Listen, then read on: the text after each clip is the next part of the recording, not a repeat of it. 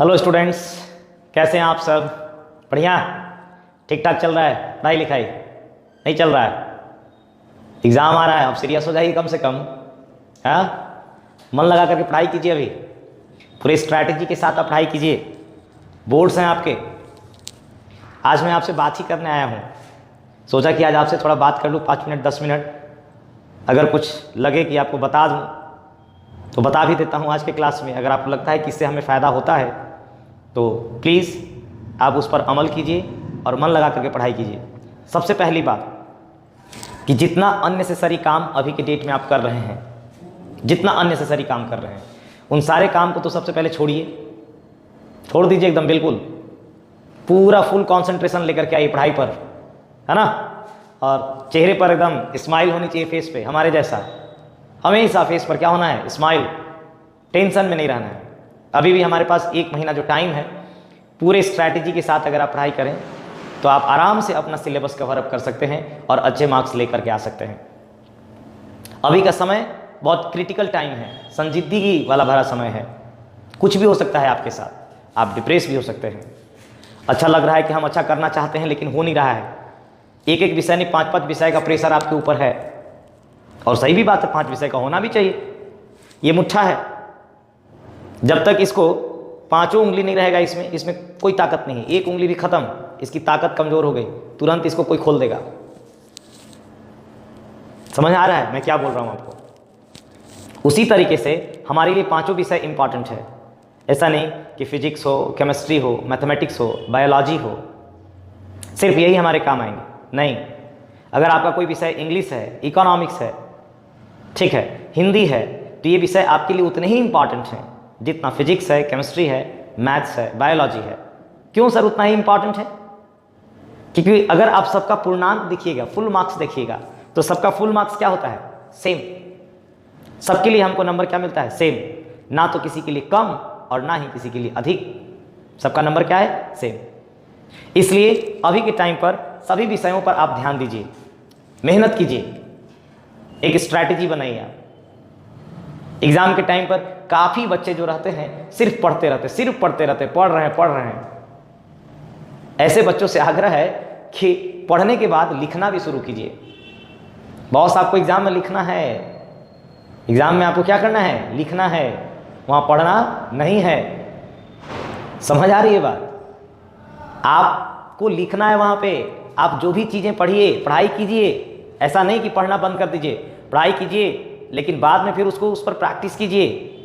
आप देखिए, इवैल्यूएट कीजिए अपने आप को, लिखने की कोशिश कीजिए अपने कॉपी में कि जो आपने किया, जो पढ़ा, वो कॉपी पर हम रख पा रहे हैं कि नहीं रख पा रहे हैं, हम बढ़िया से रिप्रेजेंट कर पा रहे हैं कि नहीं कर पा रहे हैं। अगर आप अच्छे से रिप्रेजेंट नहीं कर पा रहे हैं तब आपको मार्क्स नहीं मिलने वाले हैं, मार्क्स नहीं मिलने वाले हैं। तो हम लोग को क्या करना होगा? अभी खूब लिखना होगा, खूब लिखना होगा, लिखने का प्रैक्टिस करना होगा। एकदम सिस्टमेटिक वे में हम लोग को लिखना होगा, ना कहीं ज़्यादा ना कहीं कम।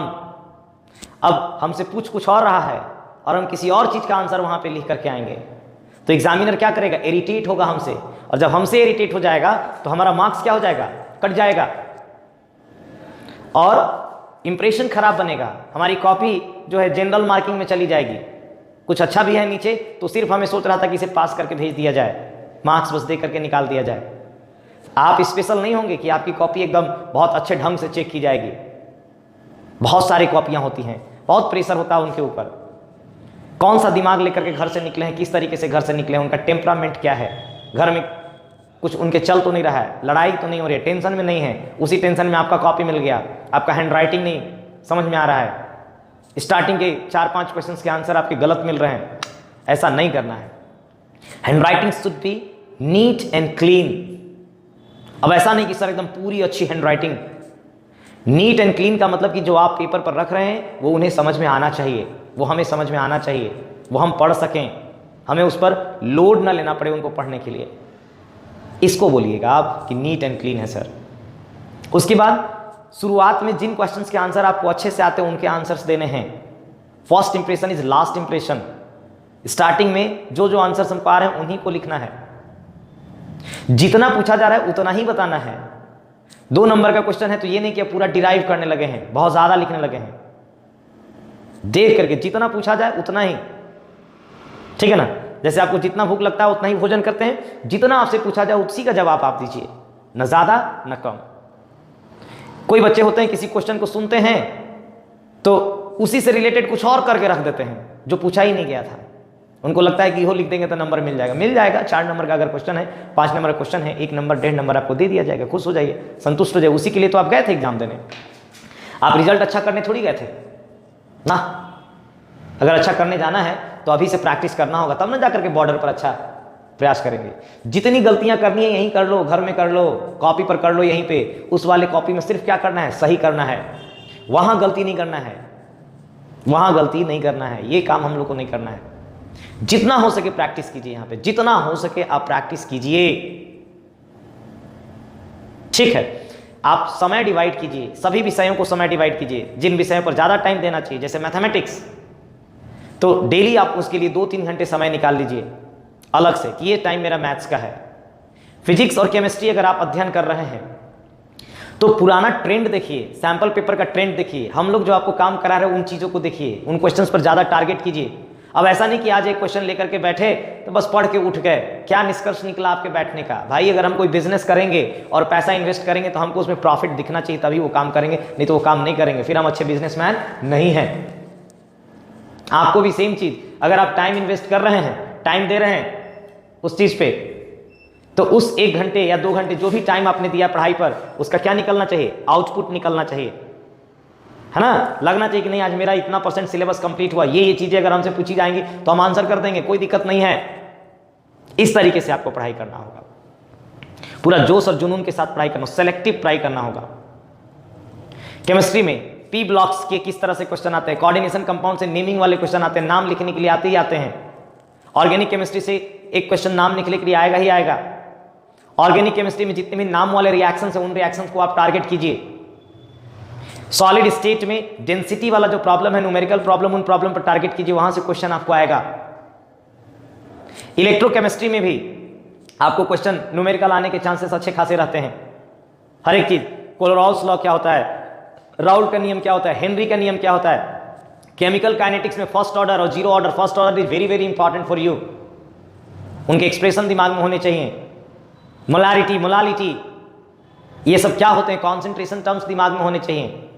सरफेस केमिस्ट्री में एड्जॉर्प्शन क्या है सर, डिसॉर्प्शन क्या है, types of absorption, physisorption, chemisorption, emulsion क्या होता है, ब्राउनियन मूवमेंट्स क्या होते हैं, टिंडल इफेक्ट क्या होता है, टाइप्स ऑफ कोलाइड्स क्या होते हैं, कोलाइड क्या होता है, सस्पेंशन क्या होता है। इस तरीके से एक्सट्रैक्शंस ऑफ मेटल भी, सबका सिलेबस एकदम। पॉलीमर पर ध्यान दीजिएगा, biomolecules, chemistry in everyday life, sure and short questions आते हैं, कुछ क्वेश्चंस आप ऐसे क्वेश्चन पर बहुत टारगेट कीजिए।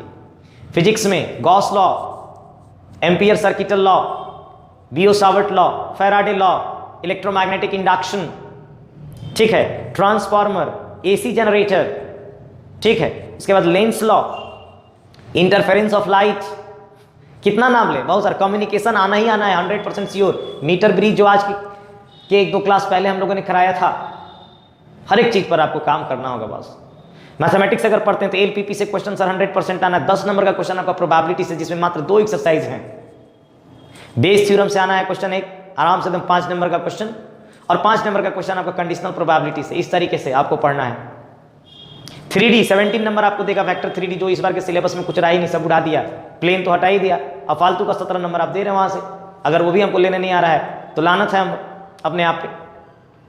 तो इन चीजों पर समय दीजिए, पूरा एकदम सेमराइज करके क्या पढ़ना है, सेलेक्टिव अभी पढ़ाई कीजिए। और पर डे हमारा काम दिखना चाहिए, ताकि हमारा कॉन्फिडेंस बढ़ना चाहिए, कॉन्फिडेंस बिल्डअप होना चाहिए, कॉन्फिडेंस घटना नहीं चाहिए कि आज भी एक दिन खत्म हुआ कुछ नहीं हुआ, कल भी एक दिन खत्म हो जाएगा कुछ नहीं होगा। नहीं, पर डे हम लोग का कुछ न कुछ कंप्लीट होते रहना चाहिए, पूरे जोश और जुनून के साथ। एक चीज याद रखना बॉस, जिस कागज पर आपके मार्क्स लिखे हुए रहेंगे ना, उसी कागज पर आपके नाम के नीचे आपके माता का नाम और आपके पिता का नाम लिखा होगा। कम से कम अपना नहीं तो उनके लिए, उनके नाम की इज्जत और सम्मान के लिए आप मेहनत कीजिए और अच्छा कीजिए। दिखाने के लिए मेहनत मत कीजिएगा कि हम 10-10 घंटा पढ़ रहे हैं, 20-20 घंटा कर रहे हैं, सिर्फ मन का सेटिस्फैक्शन। नहीं, आप 5 ही घंटा पढ़िए, 6 ही घंटा पढ़िए ना, 4 ही घंटा पढ़िए, लेकिन इफेक्टिव पढ़िए, इफेक्टिव पढ़िए, मन लगा करके पढ़िए।